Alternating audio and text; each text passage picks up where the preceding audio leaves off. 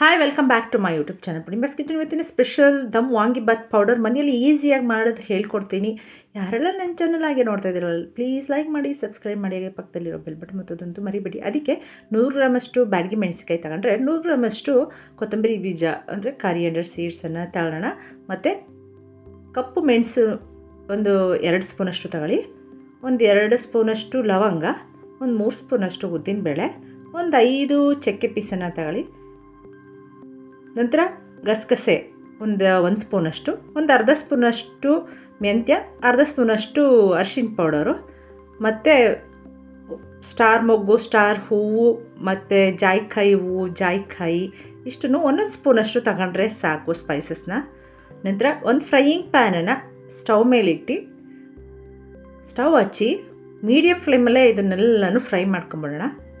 First ಗಟ್ಟಿಯಾಗಿರುವಂಥ ಪದಾರ್ಥಗಳಂತ ಉದ್ದಿನಬೇಳೆ ಅವನ್ನೆಲ್ಲ first fry ಮಾಡ್ಕೊಂಬಿಡೋಣ. ನಂತರ ಬೇಕಾದರೆ ಮಿಕ್ಕಿದ್ದೆಲ್ಲ ಹಾಕಿ ಒಟ್ಟಿಗೆ ಹುರ್ಕೋಬೋದು. ಉದ್ದಿನಬೇಳೆ ಮೆಂತ್ಯನ ಹುರ್ಕೊಂಬಿಡೋಣ. ಫಸ್ಟು ಮೆಂತ್ಯ ಮತ್ತು ಮೆಣಸು ಇಷ್ಟನ್ನು ಸ್ವಲ್ಪ ಮೀಡಿಯಮ್ ಫ್ಲೇಮಲ್ಲೇ ಫ್ರೈ ಮಾಡ್ಕೊಳ್ಳಿ, ತುಂಬ ಹೈ ಫ್ಲೇಮಲ್ಲಿ ಬೇಡ. ಇದನ್ನು ಹುರ್ಕೊಳ್ಳಿ. ನಾನು ಮತ್ತು ನಿಮಗೆ ವಾಂಗಿಬಾತ್ ಮಾಡೋದು ಹೇಗೆ, ದಮ್ ವಾಂಗಿಬಾತ್ ಮಾಡೋದು ಹೇಗೆ ಅಂತಲೂ ತೋರಿಸಿದ್ದೀನಿ ನಿಮಗೆ.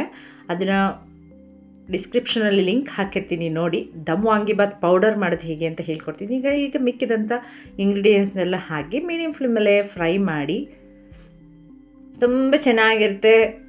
ಒಂದು ಸಲ ಈ ಥರ ವಾಂಗಿಬಾತ್ ಪೌಡರನ್ನು ಮನೆಯಲ್ಲೇ ಮಾಡಿ ನೋಡಿ, ವಾಂಗಿಬಾತನ್ನು ಮಾಡಿ ನೋಡಿ ಹೇಗಿರುತ್ತೆ ಅಂಥೇಳಿ. ನಂತರ ಕೊತ್ತಂಬರಿ ಬೀಜ ಅಂತ ಹೇಳ್ತೀವಲ್ಲ ಅದನ್ನು ಹಾಕಿ, ಕಾರಿಯಂಡರ್ ಸೀಡ್ಸನ್ನು ಹಾಕಿ ಇದನ್ನು ಕೂಡ ಮೀಡಿಯಮ್ ಫ್ಲೇಮಲ್ಲೇ ಫ್ರೈ ಮಾಡಿ. ಆಮೇಲೆ ಗಸಗಸೆ 1 ಸ್ಪೂನಷ್ಟು ಗಸಗಸೆಯನ್ನು ಹಾಕಿ ಅದನ್ನು ಕೂಡ ಫ್ರೈ ಮಾಡಿ. ಗಸಗಸೆ ಲಾಸ್ಟಲ್ಲೇ ಹಾಕಿ ಫ್ರೈ ಮಾಡಿ, ಇಲ್ಲ ಅಂದರೆ ಸೀದೋಗ್ಬಿಡುತ್ತೆ ಅಂತ ಹೇಳಿ.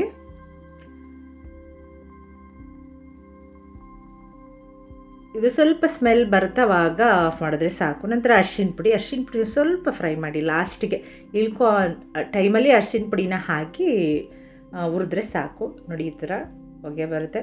ಸ್ಟವನ್ನು ಆಫ್ ಮಾಡಿ ನಂತರ ಒಂದು ತಟ್ಟೆಗೆ ಆರೋದಕ್ಕೆ ಬಿಡೋಣ. ಇದನ್ನು ಪುಡಿ ಮಾಡಬೇಕು ಅಂದರೆ ಇದು ಸ್ವಲ್ಪ ಚೆನ್ನಾಗಿ ತಣಿಯೋದಕ್ಕೆ ಬಿಡಬೇಕು.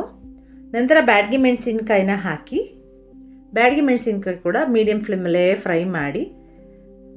ನಂತರ ಇದನ್ನೆಲ್ಲ ಆರಿದ್ಮೇಲೆ ಪುಡಿ ಮಾಡಿದ್ರೆ ವಾಂಗಿಬಾತ್ ಪೌಡರ್ ರೆಡಿ ಆಗುತ್ತೆ.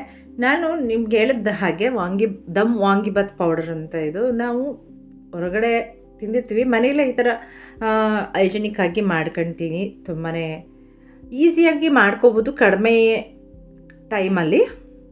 ನಿಮಗೆ ಈ ವಾಂಗಿಬಾತ್ ಪೌಡರಲ್ಲಿ ವಾಂಗಿಬಾತ್ ಮಾಡೋದು ಹೇಗೆ, ದಮ್ ವಾಂಗಿಬಾತನ್ನು ಅಂತ ನಾನು ಹಳೆ ವೀಡಿಯೋದಲ್ಲಿ ಚೆಕ್ ಮಾಡಿ ಸಿಗುತ್ತೆ. ನಿಮ್ಗೆ ಸಿಗಲಿಲ್ಲ ಅಂದರೆ ನಾನು ಡಿಸ್ಕ್ರಿಪ್ಷನಲ್ಲಿ ನೋಡಿ ಡಿಸ್ಕ್ರಿಪ್ಷನಲ್ಲಿ ಹಾಕ್ತೀನಿ ಲಿಂಕನ್ನು, ಚೆಕ್ ಮಾಡ್ಕೊಳ್ಳಿ, ಓಕೆನಾ.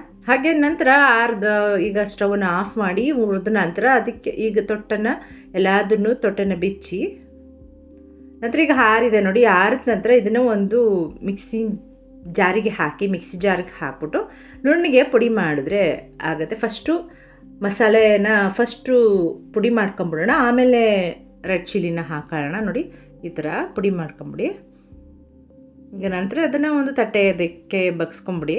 ನಂತರ ಬ್ಯಾಡಗಿ ಮೆಣಸಿನ್ಕಾಯಿ ಹುರಿದಿಟ್ಟಿರ್ತೀವಲ್ಲ ಅದನ್ನು ಹಾಕಿ ನುಣ್ಣಗೆ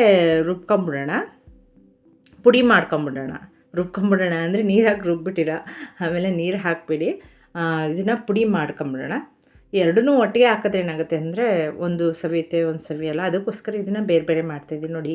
ಈಗ ಒಟ್ಟಿಗೆ ಹಾಕಿ ನುಣ್ಣಗೆ ಪುಡಿ ಮಾಡ್ಕೊಂಬಿಡೋಣ.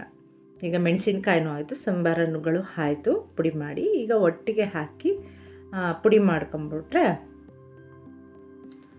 ಮುಕ್ಕಾಲು ಭಾಗ ವಾಂಗಿಬಾತ್ ಪೌಡರ್ ರೆಡಿ ಆಗುತ್ತೆ. ಇನ್ನೇನಿಲ್ಲ, ಇದನ್ನು ಇಷ್ಟು ಮಾಡಿ ಇಟ್ಕೊಂಡ್ರೆ ನೀವು 1 ಮಂತ್ ಆರಾಮ್ಸೆ ವಾಂಗಿಬಾತನ್ನ ಒಂದು 4-5 ಟೈಮ್ಸ್ ಮಾಡ್ಕೋಬೋದು ಈ ಬಾತನ ಪೌಡರಲ್ಲಿ. ನಿಮ್ಗೆ ಖಾರ ಬೇಕು ಜಾಸ್ತಿ ಅಂದರೆ ಒಂದು ಸ್ವಲ್ಪ ಒಣಮೆಣಸಿನ್ಕಾಯಿ ಜಾಸ್ತಿ ಹಾಕೋಬೋದು. ಯಾರಿಗೆಲ್ಲ ಈ ವಿಡಿಯೋ ಅಷ್ಟೇ ಲೈಕ್ ಮಾಡಿ, ಶೇರ್ ಮಾಡಿ, ಕಮೆಂಟ್ ಮಾಡಿ, ಸಬ್ಸ್ಕ್ರೈಬ್ ಆಗೋದಂತೂ ಮರಿಬೇಡಿ. Okay bye, thanks for watching.